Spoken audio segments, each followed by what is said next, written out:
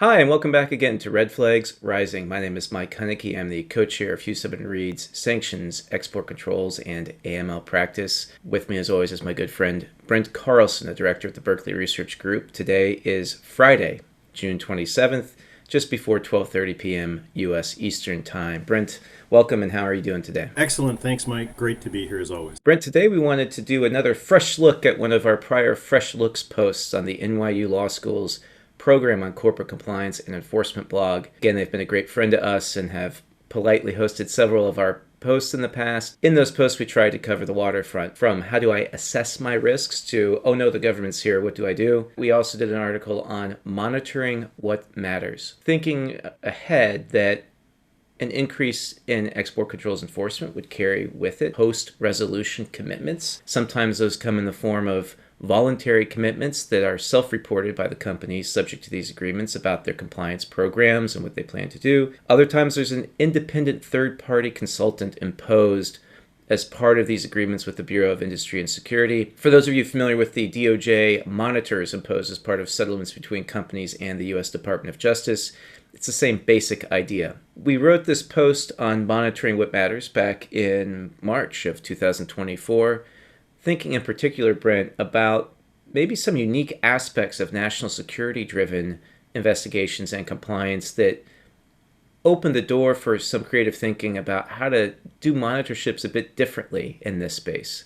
Both of us, you and I, Mike, have experience from the Foreign Corrupt Practices Act world in doing these sort of post-resolution projects, be it a monitorship, be it some sort of follow-up remediation plan, whatever you want to call it. We've been talking in terms of what are the needs now in the export controls world, driven by these national security priorities and geopolitical pressures. A typical FCPA monitorship would be a 3-year adventure. Now, you and I, we have the opinion that there's no time for that. If we're looking at American products and technology that are dual use, that are going into military applications that could be used to harm U.S. military service personnel and those of our allies, you don't have time to be lumbering along with some big remediation program. You need quick hits right now, and you need to deal with the root causes very quickly. Absolutely, Brent. This isn't a situation where the concern is to, over time, gradually reduce a company's exposure, frankly, to corruption of public officials through agents.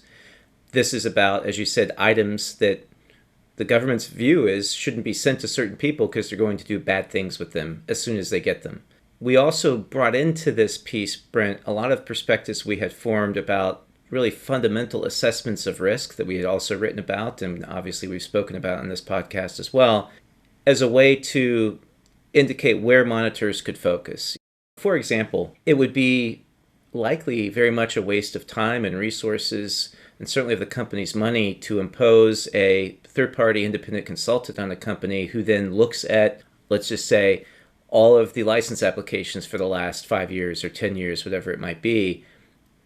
The information is not sitting there that's really driving the real risks, especially when you're talking about perceived adversaries of the United States and very deliberate efforts by very sophisticated actors to trick companies. It's not going to be sitting there in the license application.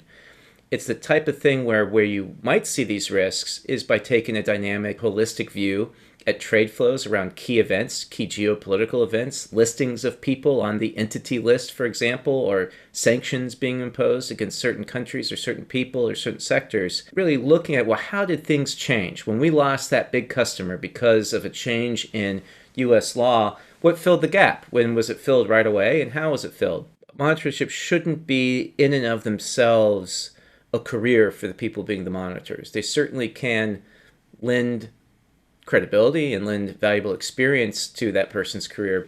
They may be career makers in that sense, but they shouldn't be careers. It shouldn't be industrial tourism, for example, for a monitor to go around and look at sites for 3 years. That's not really the national security risk. That's not where that risk lies. Brent, what did we think in particular about timing? We've mentioned already early on in this pod 3-year monitorships, and that was indeed baseline standard when you're talking about Foreign Corrupt Practices Act based monitorships. But what were our thoughts here about timing? How much time, Brent, would you need to really get at these issues? You got to take care of it right away. So we were thinking bring this down to about a year. Once you get to the settlement, you kick off the post-resolution remediation program. You got about 2 months fact-finding, 1 month to implement. That's your first 3 months right there. Then at the 6-month 12-month mark, you go look, you test it again, make sure that the wheels haven't fallen off the program or there's something else out there that may have been missed before. Again, in a focused way, focus on what the issues and where the real risks are. Then take that to the 12-month mark with a final round of testing, make sure that it's all sound and secure, and then wrap it up and move on. One of the things we're thinking on this is also just getting out of that whack-a-mole type of approach. I think from both companies on the compliance side and the government on the enforcement side, everybody's just sick and tired of the whack-a-mole approach and trying to chasing these bad actors that just form shell companies whenever they need to. It's getting ahead of it. It's not only a shortened time frame, but it is also approaching the compliance program with that perspective of leveraging the full definition of knowledge under the EAR, which, as we've talked about and wrote about quite a bit, is not only includes actual knowledge, but also an awareness of a high probability. That goes back to what you're talking about, Mike. When you're focusing on these issues, we're not looking under every rock. That's a waste of time. That's just a snipe hunt, as we used to say in Boy Scouts. You got to focus on the real stuff. That goes back to timing. The most risky entities could be ones that they're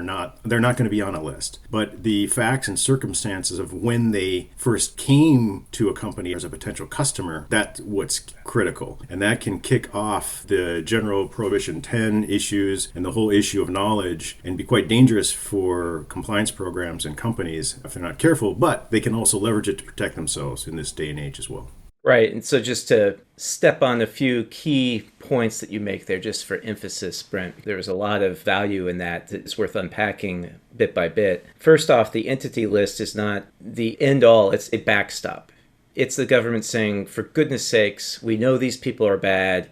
Just please make sure at the very least you don't ship to them. But it's not really what's driving the risk going forward. Monitors, third-party independent consultants, they need to be taking a forward-looking approach. They are certainly not there to investigate the past. That's appropriately not the role. It's never been the role that the monitor should have assumed at all in any case. So it needs to be forward-looking. The entity list is all from the past. You're absolutely right. Where is the trick? Where is the scheme that's going to cause somebody to ship something indirectly to a bad actor that they will regret having shipped? It's all forward-looking, and we don't know in the future who's going to be on the entity list, right? The entity list is not forward-looking. The real risks and really national security interests of the United States are going to be better served by a monitor and a company working together who are forward-looking and thinking creatively about, okay, we all have limited time. We all have limited resources. Where do we think the biggest risk is of that state-backed, military-driven, intelligence-driven diversion scheme really sits? Then assessing where that might sit with inputs that are more credible than just the normal self-provided information, including, frankly, self-provided end-user certificates. Do those make sense? Do the names of the customers make sense? Do they actually look, walk, and talk like end users? You cannot do this if you have 100,000 customers. You can't look at suppliers like this if you have 100,000 suppliers without doing some kind of risk-based approach. And frankly, even in a type of risk-based triage, you're going to likely have to end up sampling, using your judgment to one form or another to find that. So any third-party independent consultant imposed in future Commerce Department settlements with companies should understand that standard and should embrace that standard in working with the companies. If that happens, our view of how long these things should take could actually be materialized. This is not let's think about it for 6 months, let's do 2 or 3 rounds of global tourism, let's do a 3,000-page report. This could be okay, let's come in, 3 months, desktop review, just by the names, just by the countries, just by the trade flows, what looks odd, then agree on approach for sampling, maybe doing a deep dive in very targeted ways to identify future risks, and then helping the company that's subject to this third-party independent consultants support to build the right mindset and the right empowerment and the right tools to be a great corporate citizen from a national security perspective going forward. Absolutely. To talk about prioritization in terms of prioritizing which of those rocks to look under. Companies know their own business. You know your products. You know your applications. That's how you can prioritize. We put a couple quotes in our original NYU PCCE article, Monitoring What Matters, to give a couple examples. Last year in 2024, the Senate Permanent Subcommittee on Investigations was holding some hearings on American technology and products that were being recovered on the battlefields of Ukraine. It was very interesting. There was was a gentleman from the UK's Royal United Services Institute testifying on recovered components. He said, quote, "These are very specialized pieces of equipment, particularly focused on the facilitation of artificial intelligence computations as a counter to prevalent electronic warfare." That's a prelude to where we are today. Anything AI related, AI, the data centers, that's going to be a priority for the US government as well. Brent, that concept should be a key part of what informs the scope of the third-party independent consultants' work plan and how they go about it. For talking about government resources, company resources, and the imposition of independent consultants to help guide people post-resolution in the right way, that's the type of thing they should be focused on for sure. Another point that comes to mind, Brent, in thinking about those being the types of items that will really drive national security issues wherever the battlefields might be, and unfortunately we see more and more battlefields these days than even when we wrote this article, is that many of these companies dealing with those types of items, manufacturers, design companies, anyone involved in the sales channel for those items, likely already has very well-meaning people working very hard around the clock on these issues. You do not need to monitor them independently to see, for example, are you doing KYC screening? Are you applying your existing procedures? Were you getting the end-use certificates that you needed to get in the first place?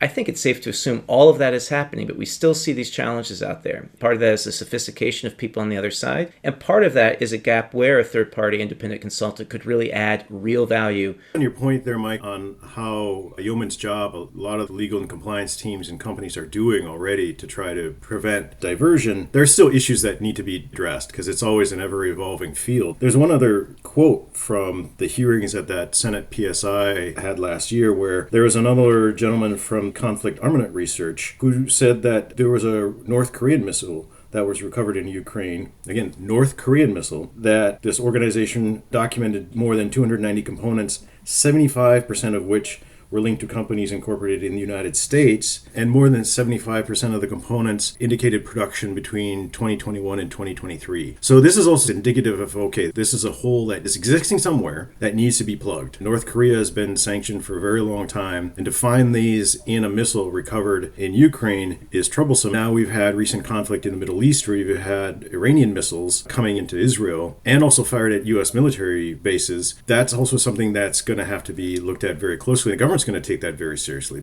A lot of enforcement people are veterans. The last thing that they're going to want to see are American products and technology that are going into military hardware bad actors or our nation's adversaries are using to kill Americans. Well, Brent, what that gets to is a frequent challenge we hear about all the time in companies. Certainly in the congressional hearings, it's come up. In the media, it comes up all the time.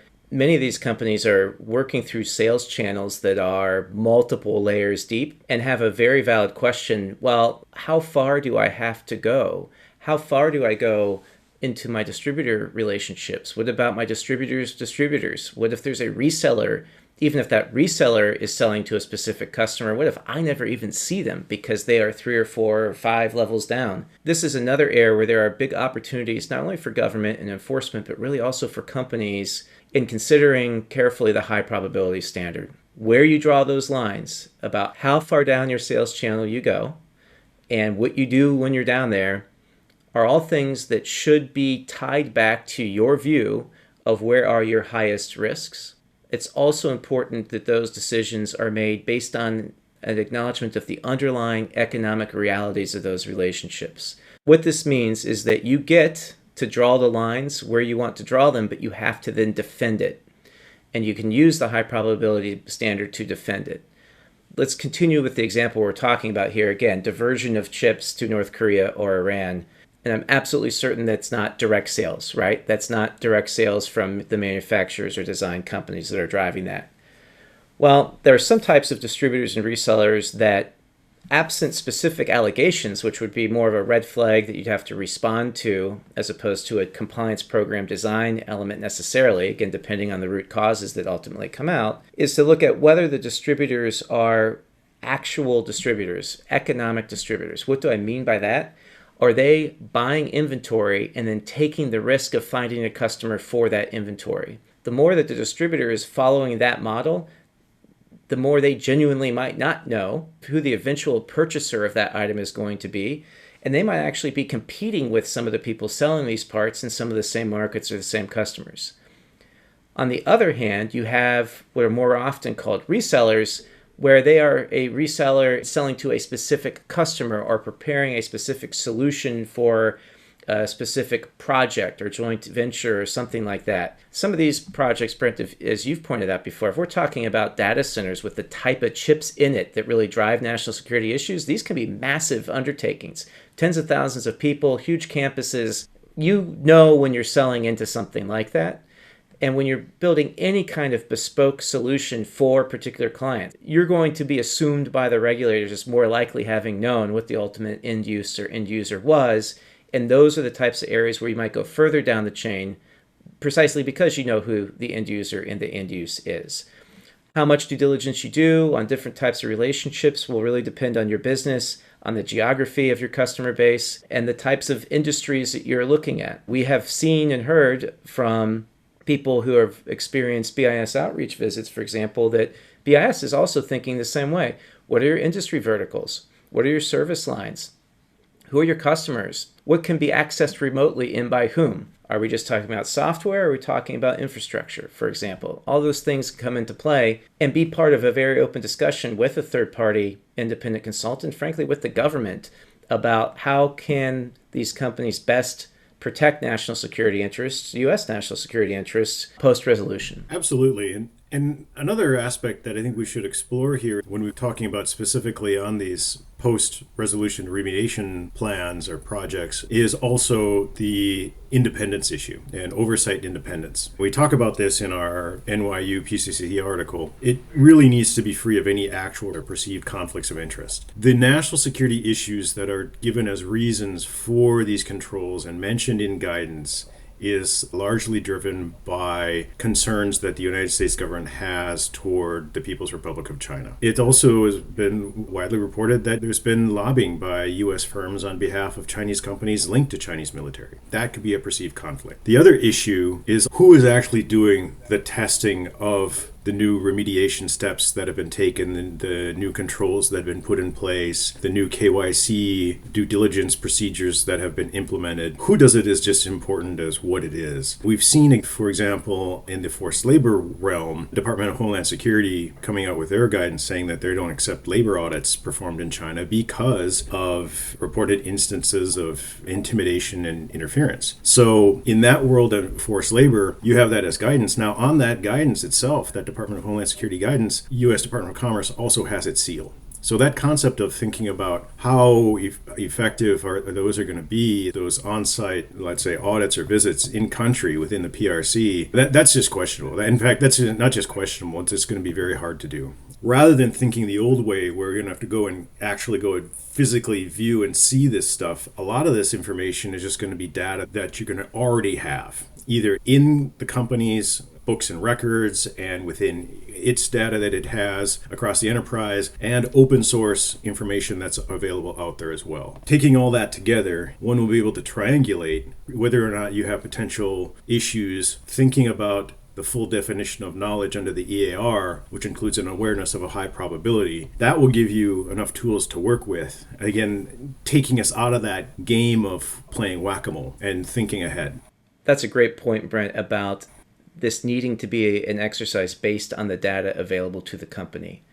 If the whole objective of having an independent third-party consultant or a monitor in the context of a DOJ proceeding is really providing that extra assurance that the government thought was necessary that going forward, the company itself can handle these risks, it's got to be driven by what data do we reasonably expect the company to have, and on which data do we reasonably expect the company and the government to be able to rely. Coming back to independence, it was an interesting way you put it, Brent, and really it made me think about an important distinction in export controls and really any national security type of corporate resolution compared to FCPA. When we're talking about things that can hurt people, and that's why we have national security concerns over them, independence takes on a whole new meaning. To me, there's two aspects of independence. The first is the more traditional one, and one that was thought of constantly in the context of other corporate monitorships. Is the monitor independent from whom? From the company. right, from the company that they are monitoring. You can't, for example, have legacy advisors to the company, regardless of what views they were taking about risks and how to manage those risks beforehand, also be the independent third-party consultant. There's another type of independence that, honestly, Brent, I wasn't really ever thinking of in the context of the FCPA enforcement regime, but does apply here, is independence not necessarily even from the company you're monitoring, which is important, but independence from other outside pressures that could have an equal impact on what you're willing to advise, what you're willing to say, and your ability to go about your business in an impartial and truly independent way. And that could include within your broader organization, if you're part of a big advisory group, a company, a firm, what ties do you have to the country that is relevant to the issue that led to the enforcement? It doesn't mean necessarily that anyone who has an office in certain places could not be an effective monitor over a company where the issues were exports to that country. But let's take even just domestic U.S. politics, for example. If you are lobbying on behalf of a country or the military of a country, that might create tension inside your own firm about whether someone else in the firm could be adequately independent in monitoring a company for issues related to exports to the same country. It might look a bit odd, especially even to the country at issue, for an independent compliance monitor to be part of the same organization as somebody lobbying on behalf of the country that is the focal point of the national security risks identified by the U.S. government. The U.S. government probably doesn't want that either. That's not something that, if I were in the Bureau of Industry and Security, I would want to have to answer questions from Congress about. Frankly, in this congressional environment, everyone involved, BIS, DOJ, companies, and any independent third-party consultants should be anticipating that there will be questions about any perceived conflict of interest. Absolutely. It's a totally different world now. I think we need to recognize that.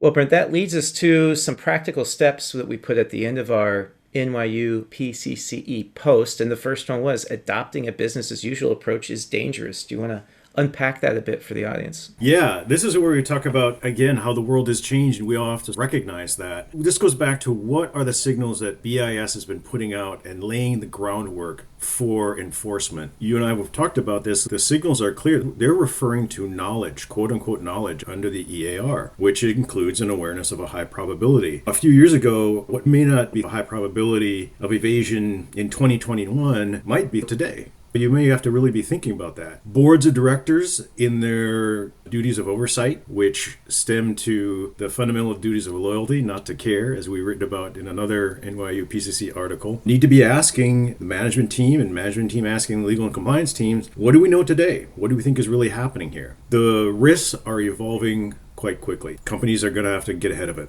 Our second key takeaway, Brent, in this article was that perception is reality, or at least misperceptions impose real costs. And when I look at this now, I think back, Brent, to your original Fresh Looks article, where loopholes create liability pitfalls. And as we've talked about, the loopholes aren't actually even loopholes, but they may be misperceived loopholes, misperceived technicalities. It's not that the law used to allow them and now it doesn't.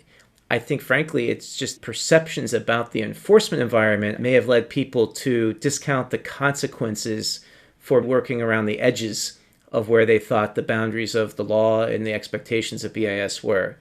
Well, if you look at the July 10th, 2024 guidance, the August 15th, 2024 TE connectivity enforcement action by BIS, the December 18th, 2024 report by the majority staff of the Senate Permanent Subcommittee on Investigations, and more recently, the May 13th, 2025 guidance from BIS, it's very dangerous to continue to misperceive those loopholes and technicalities as such, and certainly to continue to really rely upon them.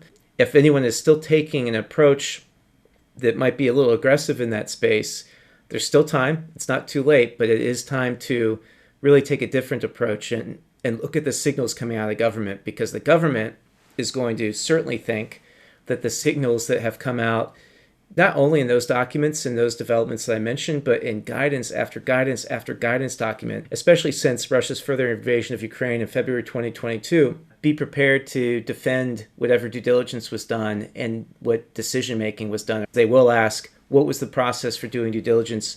Who decided and on what basis to do XYZ. That's coming. Further to the concept of misperceptions imposing real costs, another article that we did in the NYU PCCE Fresh Look series was comparing the corporate settlement penalties between the Foreign Corrupt Practices Act and export controls. They just really didn't stack up. You could see for the FCPA over the last 20 years, there were $30 billion in fines. What's really a key point here is that the definition of knowledge under the FCPA and the EAR is nearly identical. As Mike, what you've written about, that whole FCPA enforcement experience turned on that definition of knowledge. So we're looking at the same tool that can be leveraged by BAS here. This is where the cost thing comes in, because from a company perspective, look, they've got a million different things that could be potential risks out there. What are going to be the real potential costs to the company? Even if there is a violation, but it ends up just being a couple $1,000,000, I'm sorry, that's not a lot. That does not help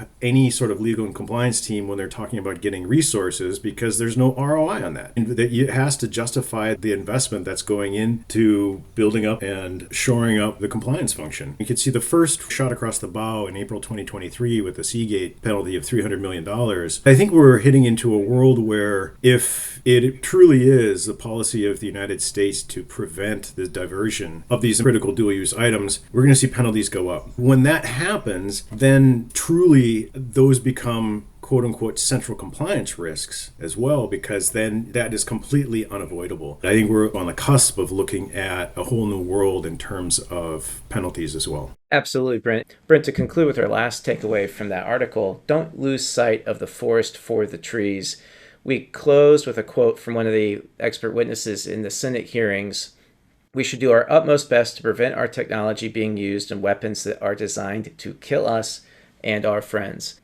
This is the core principle that really should drive not only corporate behavior, government enforcement behavior, but in the event that the government believes that there should be a third-party independent consultant imposed on the company who is reaching a resolution of a government investigation, that should drive the consultant's work as well. That is the mission, is to prevent that. You don't prevent that by troping around the world for 3 years and missing all the signals through the noise. You do that by a laser-focused effort, relying on all the information that company has already developed. Companies under investigation tend to make a lot of improvements to their compliance programs during an investigation. So even if an independent consultant is imposed, they likely are light years ahead already of where they were at the beginning of that government investigation. Monitors and consultants are always enabled and allowed to rely on information provided either by the company directly or through its advisors, who might be serving as buffer counsel one way or another between the company and the consultant. Everyone should be focused on that goal. Where are the biggest risks to national security, and how do we collectively align the company's course of direction from a compliance program perspective in the right direction so that they can independently help promote national security interests going forward? Well, Brent, I think that brings us to your Backed by Popular Demand segment, Managing Up. Our guest in the last episode was so compelling that she may have stolen this from you. So I'm glad it's coming back to you. How are you going to reclaim the crown today, Brent?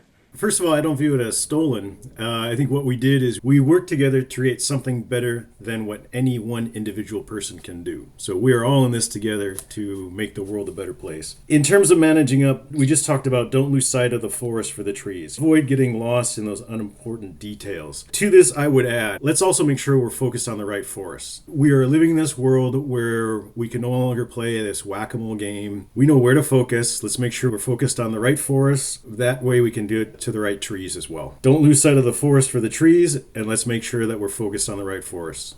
So don't go running through the pine trees waiting for the leaves to fall. That's right. Well, Brent, as always, well said. That concludes this episode of Red Flags Rising. Brent, as always, it was a pleasure. Be well. Thanks, Mike. Be well.